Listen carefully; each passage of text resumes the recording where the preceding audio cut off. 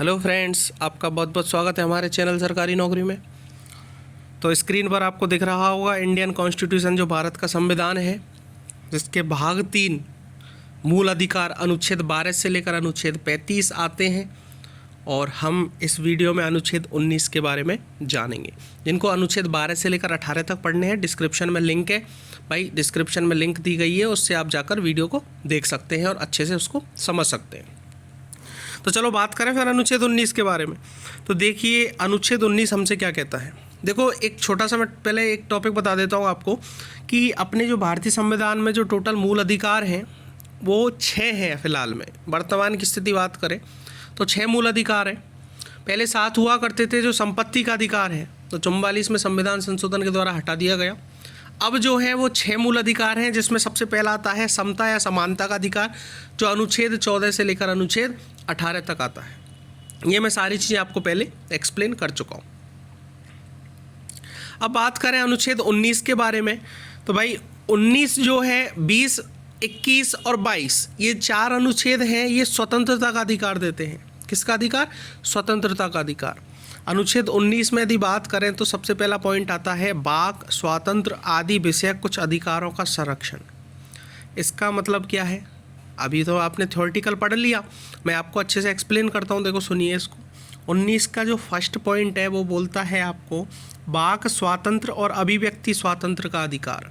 इसका मतलब आपको अपनी अभिव्यक्ति व्यक्त करने का, आपको बोलने का बिल्कुल फ्रीडम है, बिल्कुल स्वतंत्रता है। आप कुछ भी बोल सकते हैं, अभिव्यक्ति आप किसी के सामने भी व्यक्त कर सकते हैं। ये आपको स्वतंत्रता देता है अनुच्छेद 19 का पहला पॉइंट।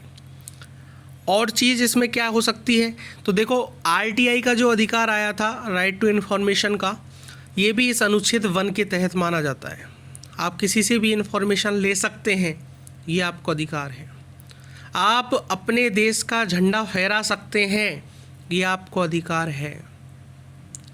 आप किसी देश का राष्ट्रपति, प्रधानमंत्री या फिर कोई नॉर्मल व्यक्ति, अपने जो पारिवारिक व्यक्ति होते हैं, उनका यदि शांत होना या उनका साइलेंट होने पर आप मौन भी धारण कर सकते हैं, ये आपको अधिकार है। मीडिया को जो स्वतंत्रता मिली हुई है बोलने की और किसी से भी कुछ भी क्वेश्चन पूछने की, ये केवल और केवल इस अनुच्छेद के तहत मिली हुई है। किसी देश के नेता से, अपने देश के नेता से आप नाराज़ हैं, उसको व्यक्त करना चाहते हैं, उसका पुतला फूंकना चाहते हैं, तो ये अधिकार आपको देता है अनुच्छेद 19 का पहला पॉइंट। लेकिन दायरे में रहकर, दायरे में रहकर मतलब भारत की एकता और अखंडता पर कोई आंच नहीं आनी चाहिए। कोर्ट की अवहेलना आप नहीं कर सकते, कोर्ट के खिलाफ आप नहीं बोल सकते। जिस तरह से अभी थोड़े दिन पहले आपने केस देखा था प्रशांत भूषण का, 1 रुपये का जुर्माना बुलाया था उस पर, तो वो जज के खिलाफ थोड़ा सा बोला था, इसलिए उस पर 1 रुपये का जुर्माना लगाया गया था। सुरक्षा के खिलाफ, सेना के खिलाफ आप गलत नहीं बोल सकते। कुल मिला के बात यह है भाइयों कि अभिव्यक्ति की स्वतंत्रता तो है, लेकिन वो दायरे में रहकर है। किसी की भावनाओं को ठेस नहीं पहुंचना चाहिए, पब्लिक को डिस्टरबेंस नहीं होना चाहिए, या किसी देश की एकता और अखंडता को डिस्टरबेंस नहीं होना चाहिए। आप सोचो कि सर हमें तो अभिव्यक्ति की स्वतंत्रता है तो हम किसी को भी गाली दे सकते हैं, तो ऐसा थोड़ी है। वो तो दूसरे की भावनाओं को ठेस पहुंच रहा है, दूसरे के खिलाफ आप गलत बोल रहे हो, तो ये चीज़ स्वतंत्रता नहीं है। अभिव्यक्ति और बोलने की स्वतंत्रता बिल्कुल है, लेकिन दायरे में रहकर पब्लिक को डिस्टर्ब नहीं होना चाहिए। इसके बाद 19 का सेकंड पॉइंट बात करें तो आप सभा निर्माण कर सकते हो, असेंबली का निर्माण कर सकते हो शांतिपूर्वक और निरायुध सम्मेलन का, मतलब आप शांतिपूर्वक आप किसी भी सभा का निर्माण कर सकते हो और निरायुध सम्मेलन का आप निर्माण कर सकते हो। जैसे निरायुध मतलब समझते हो आप कि कुल मिला के उस जो सभा का आप निर्माण कर रहे हो वो एक शांतिपूर्वक होनी चाहिए, जिसमें कोई भी गलत काम नहीं होना चाहिए। ये आपको अधिकार देता है अनुच्छेद 19 का सेकंड पॉइंट। अब थर्ड पॉइंट की बात करें तो संगम, संघ या सहकारी सोसाइटी बनाने का अधिकार, संगठन बनाने का अधिकार, एसोसिएशन वाला अधिकार, ये आपको देता है थर्ड पॉइंट। कहने का मतलब आपको संगठन बनाने का अधिकार है, किसी भी संघ का निर्माण आप कर सकते हो, ये आपको अनुच्छेद 19 का थर्ड पॉइंट है। अब बात करें फोर्थ पॉइंट की, तो भारत के राज्य क्षेत्र में सर्वत्र अबाध संरक्षण का मतलब संरक्षण का मतलब ये होता है, संचरण का मतलब ये होता है कि फ्रीली मूव आप कर सकते हो कहीं भी, किसी भी देश में। आप अपने देश के राज्य क्षेत्र में कहीं भी आप घूम सकते हो, विचरण कर सकते हो, ये आपको अधिकार देता है 4th पॉइंट। 5th पॉइंट में यदि बात करें तो आपके सामने निवास और बसने का स्थान, जैसे भारत के राज्य क्षेत्र के किसी भाग में निवास करने का और बस जाने का अधिकार है।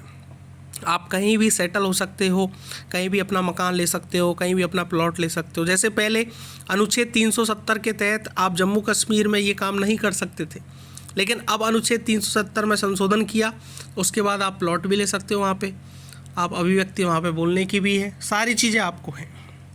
उसके बाद 6 जो पॉइंट है, उस संपत्ति का अधिकार हुआ करता था, लेकिन मोरारजी देसाई की जो सरकार थी उसने 44वें संविधान संशोधन के द्वारा इसको हटा दिया गया है। और 7वां पॉइंट आता है व्यापार, प्रोफेशन करने का अधिकार। आप किसी भी तरह का प्रोफेशन कर सकते हो, कोई भी वृत्ति, उपजीविका, व्यापार करने का आपको अधिकार होगा। लेकिन एक बात ध्यान रखना, व्यापार आप करते हो कोई दिक्कत नहीं है, पर इस तरह का व्यापार आप नहीं कर सकते, बंदूक बनाने की फैक्ट्री खोल ली, ऐसा थोड़ी पॉसिबल है। इस तरह का कोई भी व्यापार आप नहीं करोगे जो देश की एकता, अखंडता या फिर मॉरल को या कोर्ट की अवहेलना को, इनको कोई भी नुकसान पहुँचे, सुरक्षा को, तो पब्लिक को डिस्टर्ब नहीं होना चाहिए। इन सब चीज़ों को आप तभी कर सकते हो जब आप दायरे में रहकर करो। तो 19 के जो ये 6 पॉइंट है, 7 हुआ करते थे लेकिन अब 6 रह गए, संपत्ति हटा दी गई है। अभिव्यक्ति का, सभा बनाने का, संगठन बनाने का, संचरण करने का, निवास और बसने का और व्यापार करने का, ये 6 अधिकार हमको अनुच्छेद 19 देता है। यही अनुच्छेद 19 है। इसके एक्सेप्शन है तो आप देख सकते हो आगे थोड़ा सा। खंड 1 के उपखंड के की कोई बात उपखंड द्वारा दिए गए अधिकार के प्रयोग पर भारत की प्रभुता और अखंडता, राज्य की सुरक्षा, विदेशी राज्यों के साथ मैत्रीपूर्ण संबंधों, लोक व्यवस्था, शिष्टाचार या सदाचार के हितों में अथवा न्यायालय, अपमान, मानहानि, अपराध, उद्दीपन के संबंध में युक्ति युक्त निर्बंधन जहाँ तक कोई विद्यमान विधि अधिरोपित करती है वहाँ तक उसके प्रवर्तन पर प्रभाव नहीं डालेगी, या विशेष निर्बंधन अधिरोपित करने वाली कोई विधि बनाने से राज्य को निवारित नहीं करेगी। ये सारी चीज़ें आपको मैं समझा चुका हूँ पहले ही। एकता, अखंडता, न्यायालय की अवमानना, मानहानि, किसी दूसरे के ऊपर मानहानि का दोष लग सकता है, आप किसी को कुछ गलत बोलोगे तो ये सारी कहानी निषेध है। मतलब आप अधिकार हैं लेकिन दायरे में रहकर। ये सारी कहानी आप स्क्रीनशॉट ले सकते हैं, इस तरह से दी गई हैं।